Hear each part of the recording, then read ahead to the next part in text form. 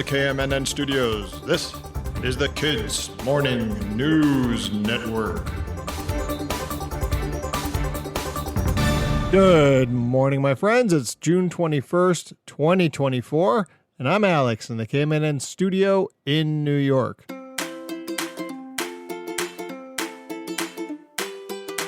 Welcome to summertime. Yesterday was the solstice, which to astronomers is the beginning of summer. It was a little early this year. Normally the solstice happens today, June 21st, but it is a leap year, so we had an extra day back in February. This is actually the earliest solstice in 228 years, since 1796. George Washington was president back then. What is the solstice? That's the day the North Pole tilts toward the sun as much as it's going to all year. And the North Pole is tilted because the Earth doesn't spin straight up and down. It's on an angle. That means, to us in the northern half of the globe, that the sun gets as high in the sky as it will all year and stays up in the sky longer than any other day of the year. And the further north you get, the longer the day is. During yesterday's solstice, Miami, way down in Florida, got 13 hours and 45 minutes of sun, while Seattle got about 16 hours, and Anchorage, Alaska, got 19 hours and 22 minutes. As a bonus, tonight is the strawberry moon. That's a full moon that stays low in the sky, the lowest full moon of the year. It's called a strawberry moon, some sources say, because Native American tribes harvested strawberries at this time of the year. But whatever you call it, you should see a nice big full moon near the horizon if the weather cooperates tonight. If you're not too far north, happy summer!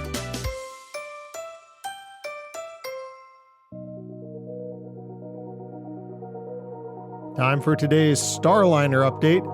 It's still at the ISS and will remain there until at least next Wednesday, the 26th. Friends, just in case you thought it was easy to create a capsule that people can survive in space, throw it up into orbit on top of a massive rocket, connect it to the ISS, and then bring everyone home safely to Earth, it's not. It's hard. So to be safe, the team is keeping Starliner docked to the ISS while more tests are run. I'll bring you updates as I get them.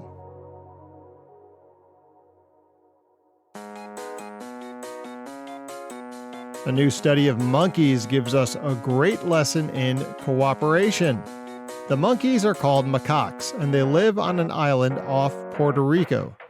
Back in 2017, a massive hurricane hit that area.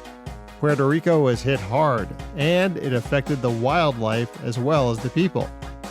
It gets hot on the island where the macaques live, which is called, believe it or not, Monkey Island.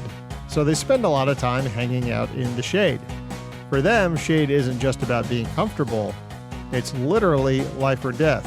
After the hurricane, a lot of the trees on Monkey Island were knocked down. There was less shade. Researchers expected that the macaques might fight each other for what little shade was left. But that's not what happened. It was actually the opposite. The macaques became more tolerant of each other, more willing to share the shade. And as they spent more time sharing shady spots, they also spent more time together during other parts of the day. They were helping each other out. The disaster kind of changed their society for the better. Nice going, and thanks for setting a good example, Monkey Island macaques.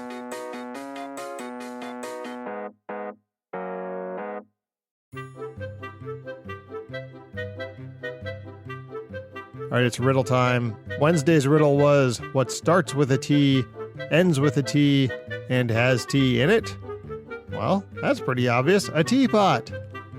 Today's riddle, 4 legs up, 4 legs down. Soft in the middle, hard all around. What am I? Did you catch that? 4 legs up, 4 legs down. Soft in the middle, hard all around. What am I? Answer on Monday. On this date in 1893, a remarkable contraption was opened to the world for the very first time at the World's Fair in Chicago. Back before screens, before movies, the World's Fair was an incredible event that brought inventions and discoveries and entertainment from all over the world to a particular city. The fairs lasted for months, and entire mini-cities were built for them. So in 1893 in Chicago, this amazing invention opened. People had never seen anything like it. So let me describe it as if you'd never seen one. It had 36 cars, like train cars, which could each hold 60 people. It soared more than 250 feet in the air, had a 1,000 horsepower engine, and it was a big wheel. Know what it is? The world's first Ferris wheel, which was actually designed and built by a guy named George Ferris. He was an engineer, and he based the design of the Ferris wheel on a bicycle wheel. It took 9 minutes for the Chicago Ferris wheel to make a full revolution, and a ticket cost 50 cents, which is about $17 now. It was an engineering breakthrough. People loved it. Almost 1.5 million people rode it. But after the World's Fair closed, no one wanted to buy it and pay to have it moved somewhere else. So it was blown up with dynamite and the metal was recycled.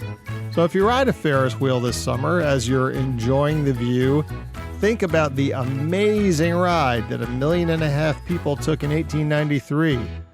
And say a little thank you to George Ferris. It'll be a warm day in a lot of the country. Still flat out hot from the mid-Atlantic states south and west almost to the Rockies.